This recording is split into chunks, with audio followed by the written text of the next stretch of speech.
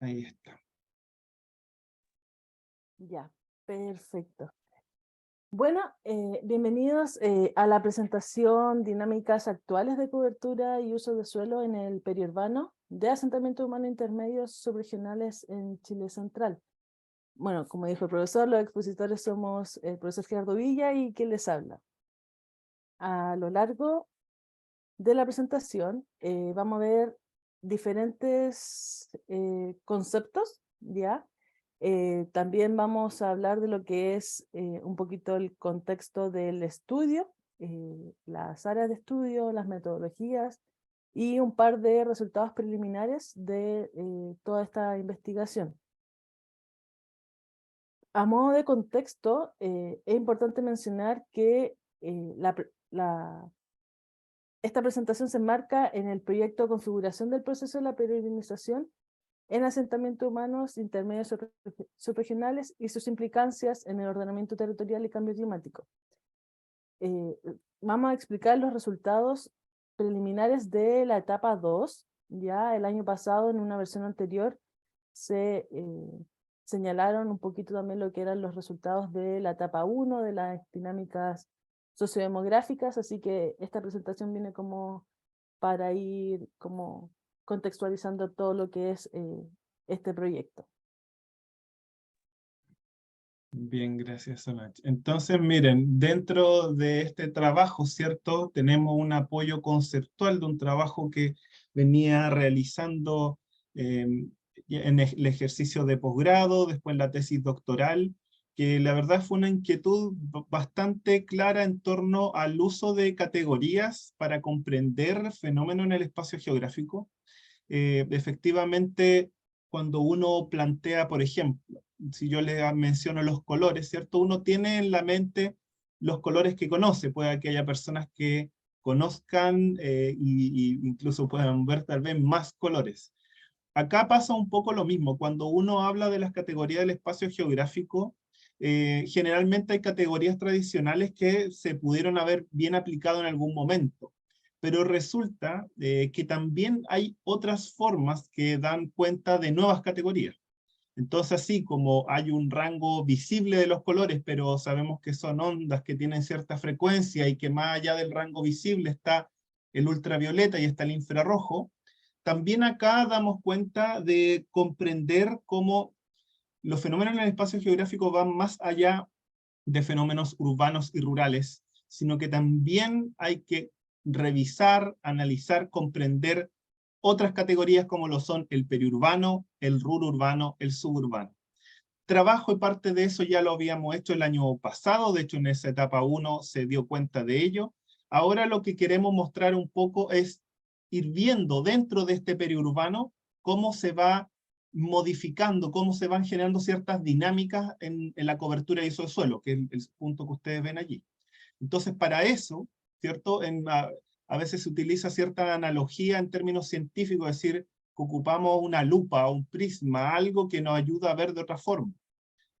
Si puede ahí avanzar, por favor, Solange. Muchas gracias. Entonces, lo que ustedes ven acá tiene que ver justamente con una forma de categorización que es distinto, de entender que lo rural ya no puede ser entendido todo lo rural como era en antaño, sino que hay nuevas formas de comprenderlo, entender que hay cierto tipo de asentamientos humanos que vamos a denominarle más bien rururbano, porque las condiciones de vida, si bien están en un ambiente entre comillas rurales, pero el modo de vida y el espacio de vida del cotidiano es más bien urbano y un urbano más bien precario, y en otros casos a las parcelas de agrado de frentón las denominamos con otra categoría que es el suburbano, entendiendo como sub, como algo bajo de, y en este sentido, este suburbano, bajo del urbano, lo vamos a comprender en términos de la densidad de población.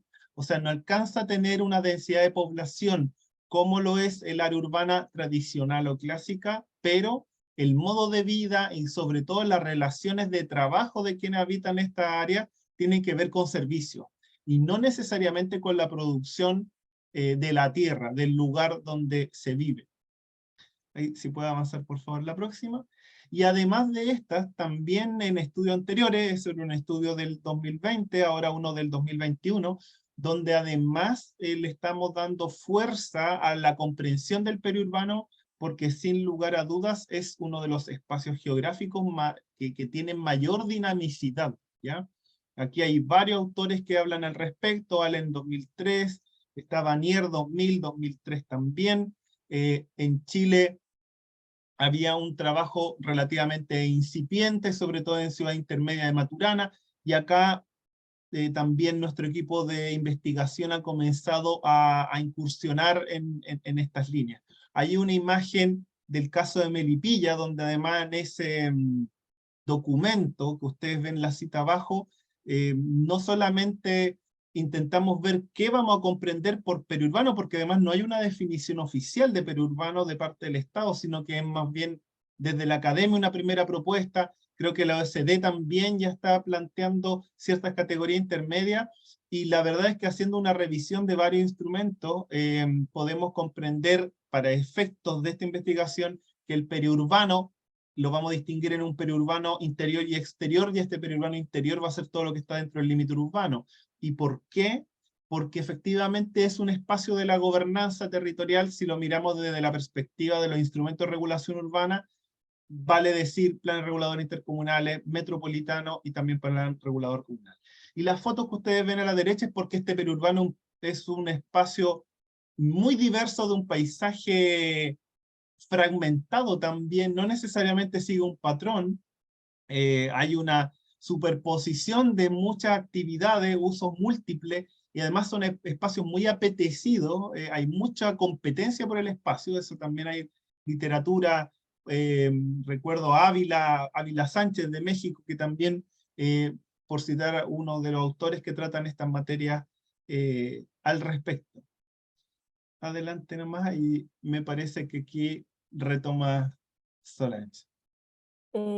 Bueno, ya ahora en marco de lo que era el estudio, o sea, el proyecto, se identifican 17 áreas de estudio, 17 comunas, las cuales están distribuidas en 5 regiones de nuestro país, en donde, según lo que mencionó el profe, se establecen 2 asentamientos humanos, debido a que las zonas donde hay conurbación, es decir, donde se juntan 2 comunas, 2 o más comunas, se considera solamente un asentamiento humano.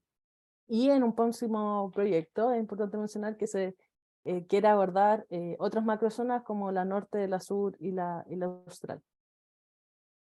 En cuanto a la metodología, se abarca el desarrollo de 2, uno para la dinámica de coberturas y uso de suelo y otro para la caracterización de las parcelas de agrado.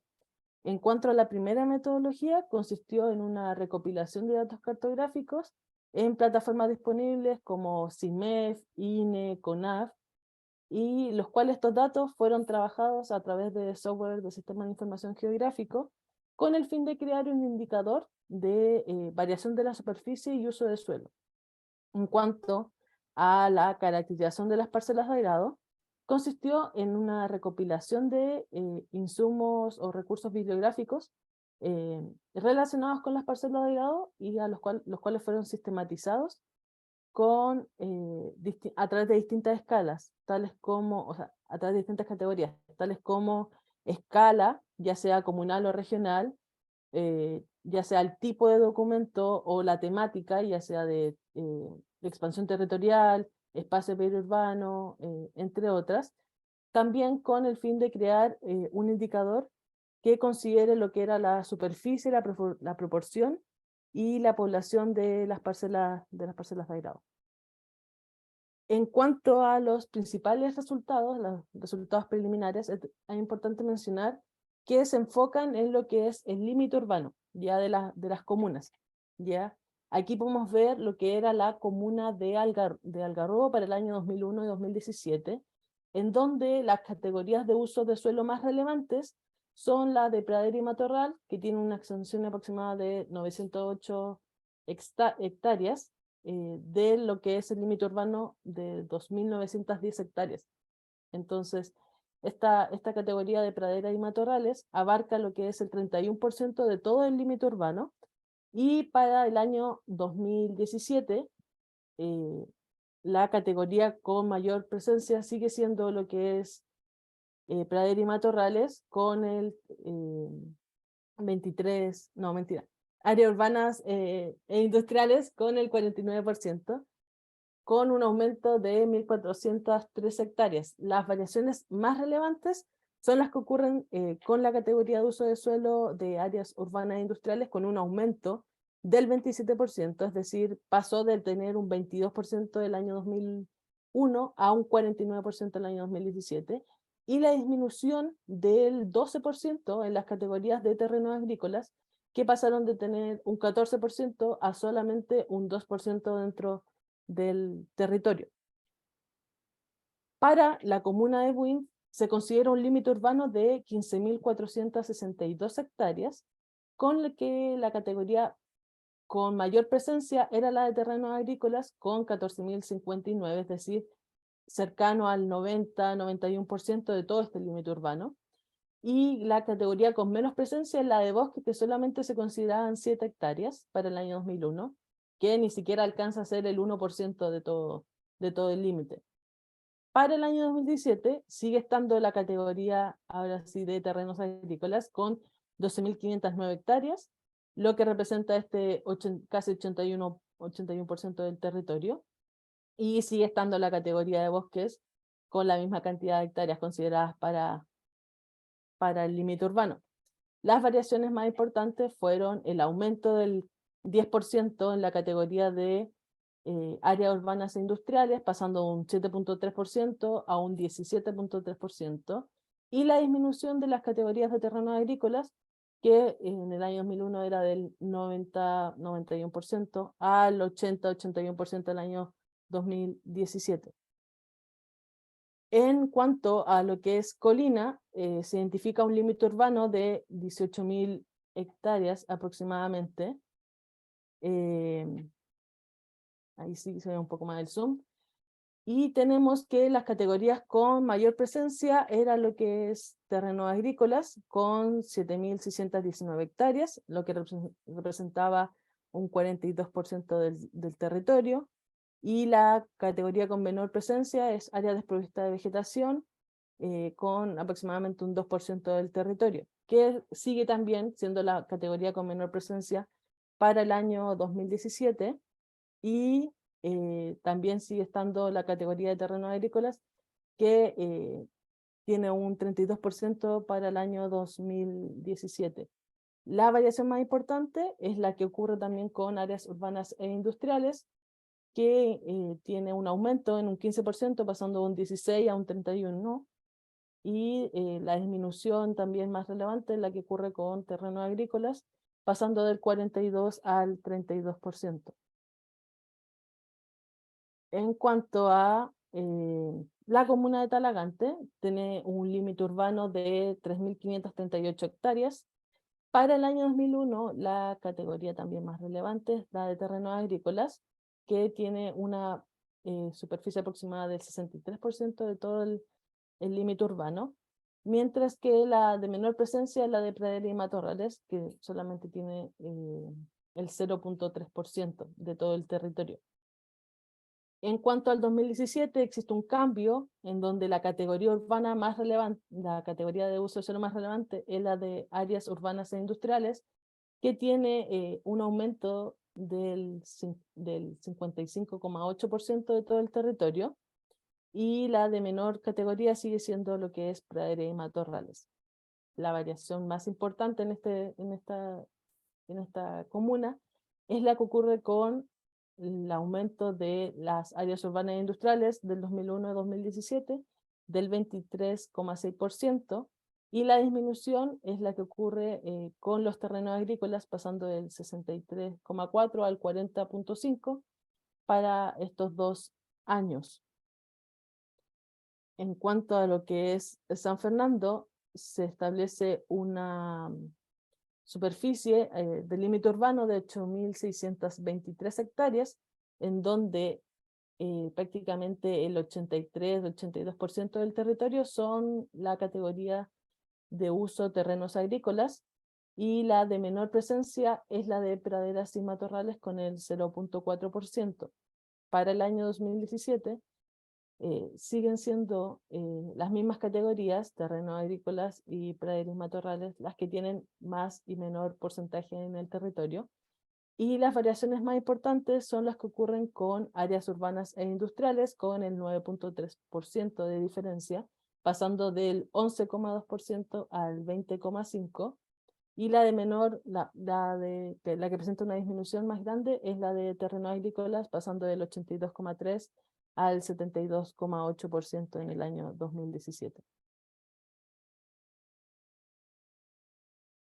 Bien, entonces ahora retomamos una segunda parte, ¿cierto? Porque como pudieron apreciar, este trabajo tenía dos líneas, una línea de cambio de uso de suelo, de cobertura y uso de suelo dentro del periurbano interior, al cual tomamos como criterio el límite urbano, ¿cierto? Impuesto por los instrumentos de regulación urbana, pero por otra parte también estamos mirando de cerca el levantamiento, ¿cierto? De esta otra categoría de las parcelas de agrado, al cual le denominamos suburbano, tanto en el periurbano interior y exterior.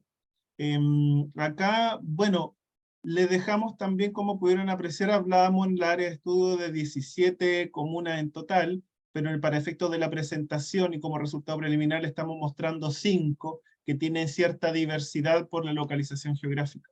Lo que ustedes entonces ven en pantalla, el caso de Algarrobo, aquí tenemos el año 2017, como pudieron ver también, nosotros nos estamos basando en fuentes, después vamos a tener una discusión al final sobre ese tema de las fuentes, y aquí que puedan ir apreciando algunos datos interesantes, ¿cierto? Dejé un poquitito más marcado como en negrita el caso de la proporción de la superficie de parcelas de agrado respecto a la comuna.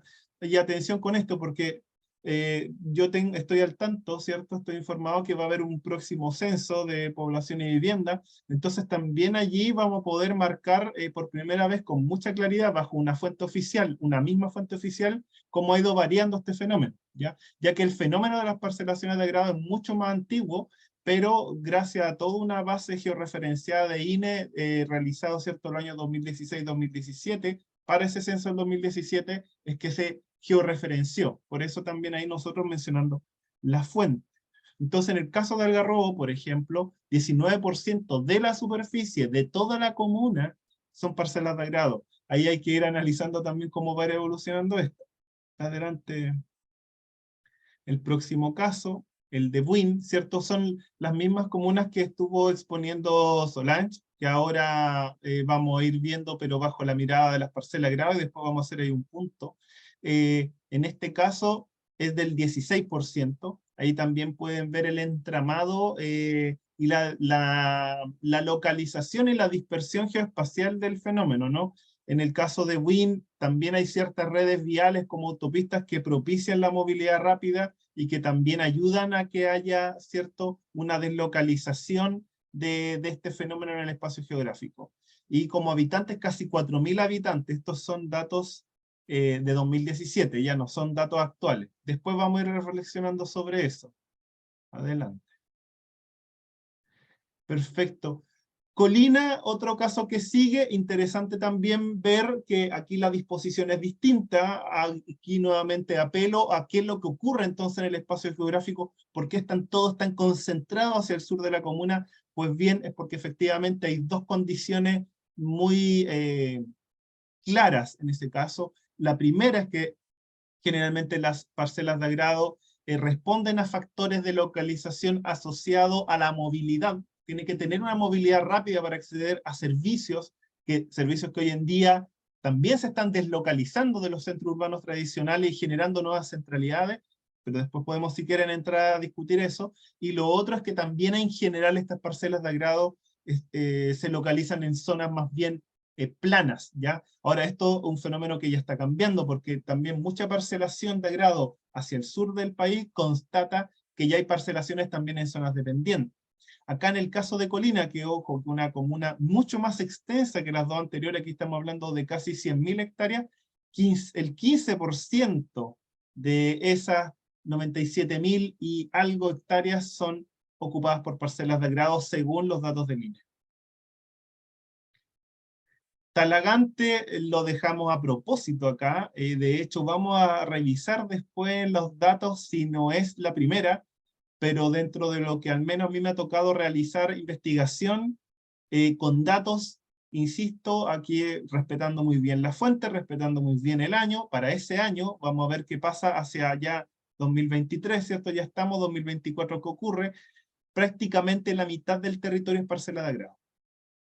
Esto realmente, por decirlo menos, es impactante. Ahora, claro, el fenómeno de parcelación de grado sabemos que es un fenómeno antiguo, se desata, ¿cierto?, con el decreto ley 3516, el año 1980, ¿cierto?, en plena dictadura militar. Pero todo el fenómeno que después se acarrea toma, entonces, incipientemente en los 80, pero con mucha fuerza, ya en una época de vuelta a la democracia, en los años 90, cuando gobierna la concertación en Chile.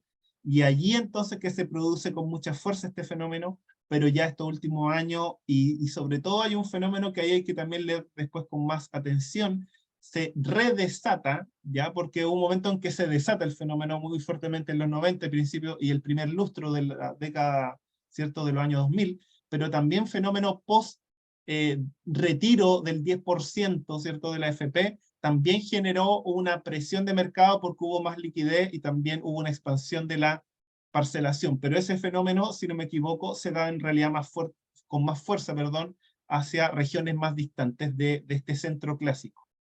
Adelante. Bueno, casi 10.000 habitantes viviendo en esas parcelas gradas. Les quisimos también mostrar un caso contrario, pero también tiene su explicación, por supuesto, en este caso, en las formas del relieve de esta comuna. San Fernando, en realidad, como ustedes pueden ver, solo el 0,3% lo ocupa parcelas de agrado, pero insistimos allí, si miramos esta imagen, ¿cierto?, lo que ustedes tienen a la derecha de toda la comuna, en realidad el sector más bien norponiente es la zona de Valle de San Fernando, y donde ustedes ya ven donde se van, ¿cierto?, generando la unión, ¿cierto?, de los ríos, ¿cierto?, donde se generan los puntos de los afluentes. Eso es toda zona cordillerana, entonces evidentemente se ve mucho más vacío de parcela de agrado, pero también habrá que leer entonces en la zona de valle de esta comuna cómo se va desarrollando y desatando este fenómeno. Y ojo que igual aún así para el año 2017 hay cerca, ¿cierto?, aproximadamente está 800 hectáreas. Adelante nomás. Y ya ahora entonces entramos de frentón en estas reflexiones finales.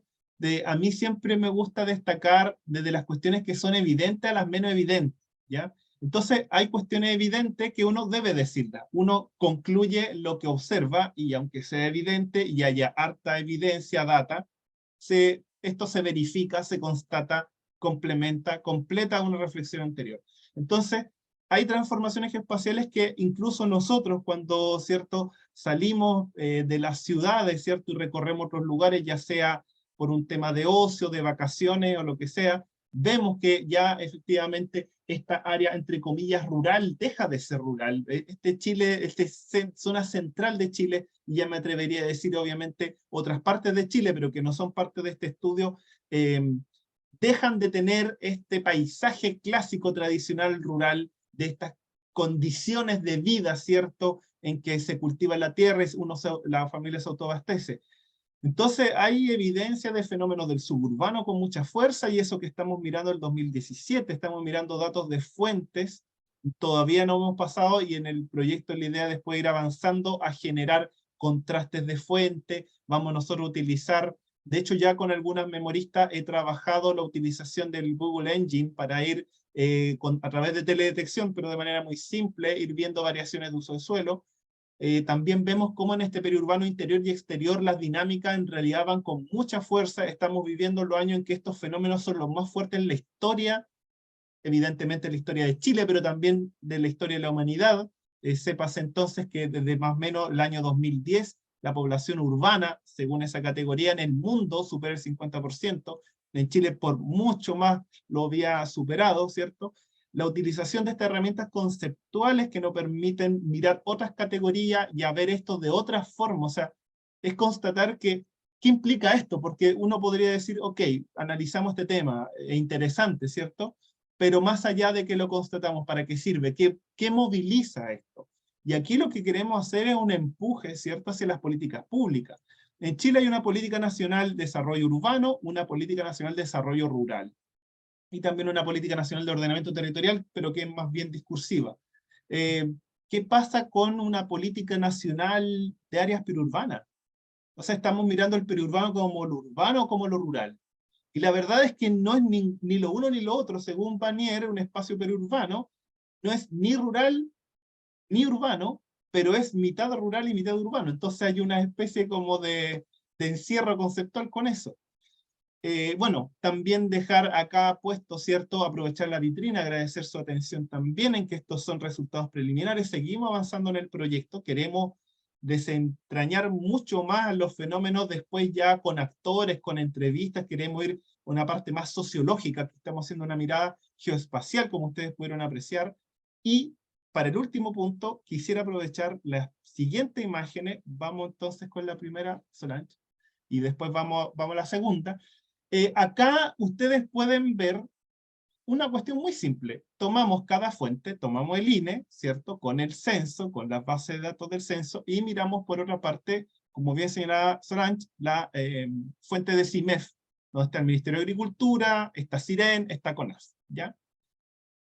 Y lo que vemos, si podemos comparar ambos casos, es que son categorías distintas. Ahora, primer punto, evidentemente, cuando se tiene una noción de esta información me sirve para este objetivo, claramente voy a generar categorías distintas.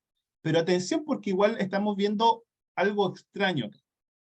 Estamos viendo que si MEF considera área urbana algunas parcelas de agrado, entonces nuestra opinión no es urbano industrial, es un suburbano, no es lo otro, pero también a la vez muestra áreas de bosque, porque es cobertura, ya la parcela de agrado es un uso, entonces ahí también hay que tener cuidado en el uso de las palabras, cuando es cobertura y uso de suelo, si es solo cobertura, si es solo uso de suelo, porque también nos muestra que hay áreas de bosques, donde acá aparece que más bien es una área de parcela de agrado. También ahí tiene que ver en cómo se dibujan estos polígonos, cuáles son los límites. Y ahí obviamente obedece una serie de criterios geográficos que hay que tener en cuenta. Pero ¿por qué el punto acá? Porque según la fuente que tomemos, son los datos que arrojan, y esos datos también construyen una realidad. Entonces allí la reflexión profunda. ¿Qué fuente usamos? ¿Cómo la usamos? Yo creo que el mostrar esto a la par, y si quieres por favor, mostremos el último, el de caso de Colina, porque mostrar esto sirve también, es pedagógico, también nos va a servir cuando construimos lenguaje y realidad, de qué manera estamos leyendo lo que ocurre en este espacio geográfico. Así que eso, si quieres ya podemos cerrar, Solange, con la última diapositiva, así que darle las gracias en nombre del equipo. Solange, no sé si tú también allí comentar algo al cierre. No, más que nada, el agregar el tema de lo que se dice, qué fuente utilizar. Eh, Generalmente el enfoque del territorio es blanco o negro. Entonces, como creo que falta el tema de que hay una escala de grises, se puede trabajar en una escala de grises y que es necesario trabajar en una escala de grises. Entonces, es importante que cuando vayamos a trabajar en diferentes proyectos tengamos estas dos visiones y las comparemos y nos preguntemos por qué es necesario que nos abramos a diferentes opiniones, es más que nada. Sí. Muchísimas gracias. Ahora entonces voy a parar la grabación